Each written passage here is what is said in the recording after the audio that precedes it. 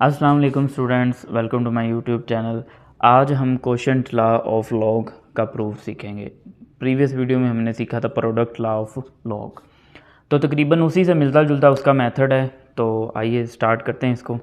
अच्छा, आपको याद होगा, अगर आपने प्रीवियस वीडियो देखी है प्रोडक्ट लॉ की, तो आपको डेफिनेटली अच्छे से क्लियर होंगी ये चीज़ें कि हमने उसमें स्टार्ट कैसे लिया था। मैंने उसमें स्टार्ट ये लिया था कि जो राइट हैंड साइड पे दोनों एक्सप्रेशन हैं, ये और ये, इन दोनों के नाम रखे थे, इनको लेट किया था खुद से। यहाँ पे भी सेम वही काम करेंगे। Log M with base B is equal to X, इसको इक्वेशन नंबर 1 कह देंगे। Similarly log N with base B is equal to, इसका नाम वाई रख देंगे। उधर भी हमने सेम यही काम किया था, ठीक है। उसके बाद जब हमने ये सपोज कर लिए थे, उसके बाद हमने इसमें क्या किया था, उसके बाद हमने इसमें यह किया था कि इनको लिखा था एक्सपोनेंशियल फॉर्म में, यानी ये लॉग फॉर्म लिखी हुई है, तो हम यहाँ पे लिखेंगे right equation number 1 and equation number 2 in exponential form. यानी इनको हमने किस में लिखना है, एक्सपोनेंशियल फॉर्म में। वो इसलिए लिखना है कि ये जो m और n है बेसिकली क्या हो जाए, सेपरेट हो जाए, इस वजह से हम इनको एक्सपोनेंशियल फॉर्म में कन्वर्ट कर रहे हैं। तो एक्सपोनेंशियल फॉर्म में बेसिकली क्या होता है कि अगर लॉग फॉर्म जो लिखी होती है, ये जो बेस लिखी होगी, ये इधर आके इधर जो नंबर लिखा होगा उसकी बेस हो जाएगी, और सिमिलरली ये जो बेस लिखी हुई इधर आके y की बेस बन जाएगी। तो ये आपके पास एक्सप्रेशन बन जाएगा m is equal to B exponent x और n is equal to B exponent y। इसको आप बोल देंगे इक्वेशन नंबर 3 और इसको आप बोल देंगे इक्वेशन नंबर 4, ठीक है। अब अगर आपको मैं जो हमने प्रीवियस वीडियो में किया था वो दिखाऊं, तो वो भी बिल्कुल सेम है। अगर आप देखें तो ये आपको, अगर मैं दिखाऊं, ये देखें, ये हमारे पास था प्रोडक्ट लॉ, जिसमें हमने इसमें भी फर्स्ट क्या किया था, लेट किया था x, इसमें भी x लेट किया, फिर इसमें भी y लेट किया था, इसमें भी y लेट किया हुआ है। फिर उसके बाद हमने इसमें क्या किया था, फिर उसमें हमने इसके बाद क्या किया था, ये देखें, दोबारा से मैं रिपीट करता हूँ। ये देखें, इसमें भी पहले ये जो राइट हैंड साइड पे दोनों एक्सप्रेशन, इनको लेट किया, इधर भी पिछले वाले लॉ में भी लेट किया था, ठीक है। फिर इनको एक्सपोनेंशियल फॉर्म में कन्वर्ट किया, इसको भी एक्सपोनेंशियल फॉर्म में कन्वर्ट किया, ठीक है। फिर उसके बाद नेक्स्ट हमने क्या किया था, नेक्स्ट हमने ये किया था कि ये जो इक्वेशन नंबर 3 और 4 है, इसको क्या किया था, मल्टीप्लाई किया था। इक्वेशन नंबर 3 और 4 को मल्टीप्लाई। अब ये कैसे पता चला था कि मल्टीप्लाई करना है, वो पता चला था यहाँ से, जो कि हमने प्रूव करना था, m n उधर मल्टीप्लाई हो रहे थे। अब इसमें देखें, जो हमने प्रूव करना है, इसमें m और n क्या हो रहे हैं, डिवाइड। तो इसलिए हमें इक्वेशन 3 और इक्वेशन नंबर 4 को क्या करना पड़ेगा, डिवाइड। तो यहाँ पर लिखेंगे equation number 3 divide by equation number 4, equation number 3 divide by equation number 4। तो जब डिवाइड करेंगे तो लेफ़्ट जो एक्सप्रेशन है लेफ़्ट से डिवाइड हो जाएगा, राइट जो एक्सप्रेशन है वो राइट से डिवाइड हो जाएगा, ठीक है। अब इस डिवीजन को हम इस तरीके से लिख सकते हैं m डिवाइड बाई n, और यहाँ पे आप देखें बेसिस सेम हैं, यहाँ पे आप देखें बेसिस सेम हैं, तो एक्सपोनेंट्स क्या हो जाएंगे, माइनस, क्योंकि डिवीजन का साइन है, और अगर मल्टीप्लाई हो रहे हो तो ऐड होते हैं। तो ये आपके पास आ जाएगा bx माइनस वाई। और आगे मैं रेफरेंस दे देता हूँ, जो बेसिकली हमने लॉ यूज़ किया है। हमने पढ़ा हुआ है कि if we have A M divide by A N, then this is equal to A exponent M minus N, और ए इसमें आपका नॉट इक्वल टू 0 होना चाहिए। तो यहाँ पे आप देखें कि दो नंबर डिवाइड हो रहे हैं जिनकी बेसिस सेम है, तो आप क्या कर सकते हैं, एक दफ़ा उसकी बेस को लिख के उनके एक्सपोनेंट्स को क्या कर सकते हैं, सब्ट्रैक्ट कर सकते हैं। अब दोबारा से आपके सामने वो मैं ओपन करता हूँ। ये देखें, यहाँ पे इस फॉर्म में आके अगर मैं इधर रख के आपको कंपैरिजन करवाऊँ इसका, तो हम बेसिकली इस स्टेप में आ चुके हैं, ये वाले स्टेप पे। इसमें देखें, उसके बाद ये मैंने एरो लगाया और ये आपको समझाया था कि जो प्रूव, अब देखें जो प्रूव करना है उसमें एम एन तो बन गया हमारे पास, ये जो लिखा हुआ है ना एम एन तो बन गया, लेकिन इसके साथ लॉग विद बेस बी भी होना चाहिए। तो यहाँ पे ये एरो बेसिकली जो लास्ट वीडियो में मैंने आपको समझाया था, ये इस चीज़ को शो कर रहा है कि आपने इस बेस को इधर लेके आना, ये यानी ये जो बेस बी है इसको इधर लेके आएंगे, तो इधर आके इस साइड पे जो टर्म्स लिखी होंगी उनकी बेस बन जाएगी और विद लॉग बनेगी। और ये लिखी हुई है एक्सपोनेंशियल फॉर्म। जब हम इसकी लॉग फॉर्म बनाएंगे तो यहाँ पे लिखते हैं राइट इन लॉग फॉर्म, राइट इन लॉग फॉर्म। तो इसकी जो लॉग फॉर्म है वो बेसिकली आपके पास क्या बन जाएगी, वो बन जाएगी log m divide by n with base b is equal to x minus Y. और प्रीवियस में भी हमने ऐसे किया था, यहाँ अगेन मैं आपको दिखा देता हूँ।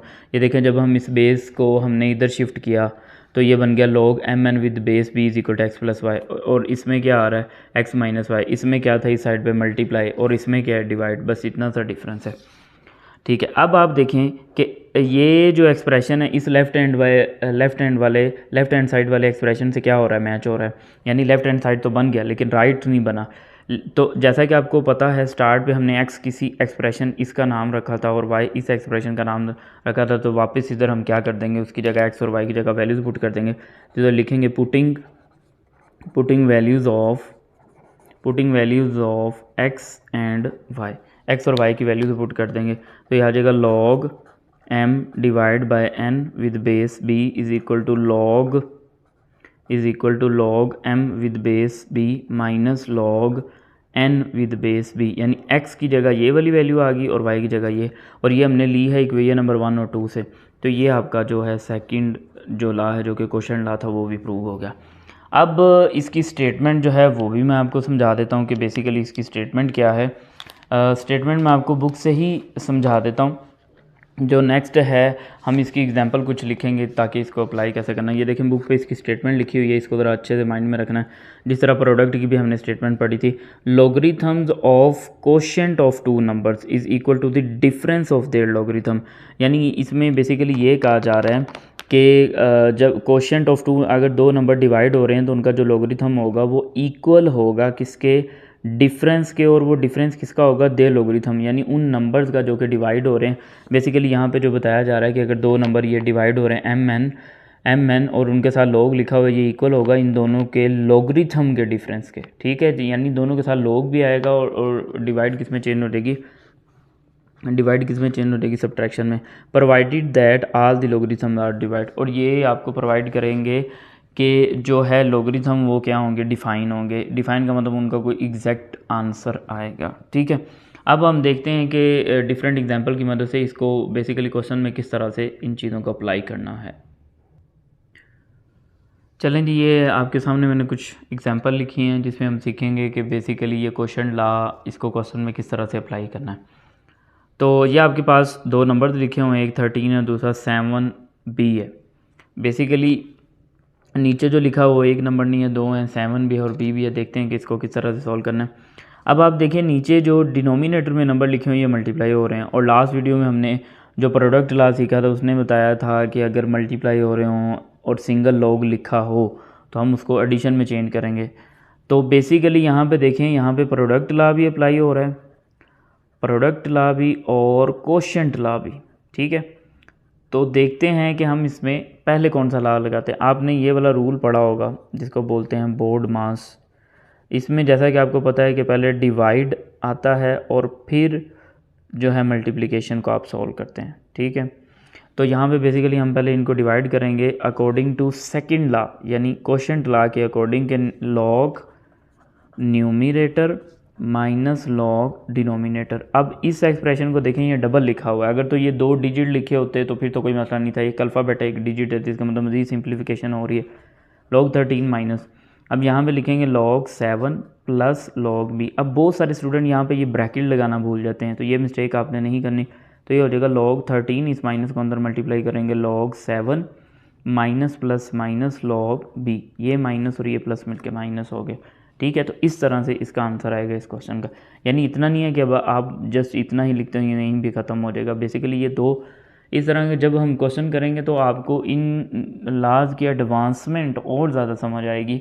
बेसिकली ये जो लॉज है ना, ये हमें जो लेंथी कैलकुलेशन है उनको सोल्व करने में बहुत ज़्यादा हेल्पफुल होते हैं। जो हम कुछ ही वैल्यूज़ जो हैं वो लॉग टेबल से फाइंड कर सकते हैं, लेकिन स्पेशली जब in the form of roots वगैरह एक्सप्रेशंस आते हैं या बड़ी बड़ी एक्सपोनेंट आते हैं, ये लॉग लॉज हमें उनमें हेल्प करते हैं इस तरह की सिंप्लीफिकेशन में। तो आई होप कि आपको एग्जांपल क्लियर हुई होगी। अब इसमें देखें आप log 39 माइनस log t और माइनस log b। अब देखें पहले ये था कि इन दी फॉर्म ऑफ डिवीजन था तो हमने माइनस में कर दिया, अब माइनस की फॉर्म में लिखा हुआ है। तो जैसा कि आपको प्रीवियस वीडियो में मैंने बताया कि आपको लेफ़्ट से राइट बनाना भी आना चाहिए और राइट से लेफ़्ट भी बनाना आना चाहिए। ये क्वेश्चन की रिक्वायरमेंट्स पर डिपेंड करेगा कि उसको किस तरह से आपने सॉल्व करना है, किस तरह से ज़्यादा ईजी है।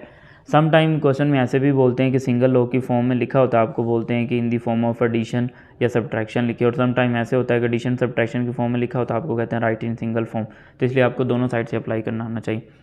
अब आप देखें कि इन तीनों को कंबाइन ये सब्ट्रैक्ट हो रहे हैं, ठीक है, ये इसके साथ सब्ट्रैक्ट हो रहा है और फिर ये नेक्स्ट इसके साथ सब्ट्रैक्ट हो रहा है। तो सब्ट्रैक्शन को किस में चेंज करना है, इस लॉ के अकॉर्डिंग डिवाइड में। तो उसके लिए इनको कंबाइन करने के लिए एक और चीज़ भी सेम होनी चाहिए, लॉग की जो बेसिस है वो सेम होनी चाहिए। यहाँ पे तो कोई बेस नहीं लिखी हुई, लेकिन यहाँ पे जब भी लॉग की बेस नहीं लिखी होगी तो इसका मतलब उसकी बेस कितनी होगी, 10, ये आपको पता होना चाहिए। अब यहाँ पे हम इसको लिखेंगे 39। अब ये माइनस है तो किस में आ जाएगा, डिवाइड में। और ये जो b है आपके पास, ये भी माइनस में है तो ये भी आ जाएगा डिवाइड में, ठीक है। और डिवाइड में अगर एक से ज़्यादा एक्सप्रेशन हो तो एक दूसरे से मल्टीप्लाई होते हैं, और लॉग को हमने यहाँ पे लिख लिया। अब ये तो था डायरेक्ट, मैंने डायरेक्टली आपको समझाया। अब इसको थोड़ा सा डिटेल में करते हैं। डिटेल में देखें किस तरह से करेंगे। 39 को ऐसे रहने देंगे, इन दोनों में से माइनस कॉमन है, कॉमन ले ली, तो ये आपके पास बचेगा log t plus log b।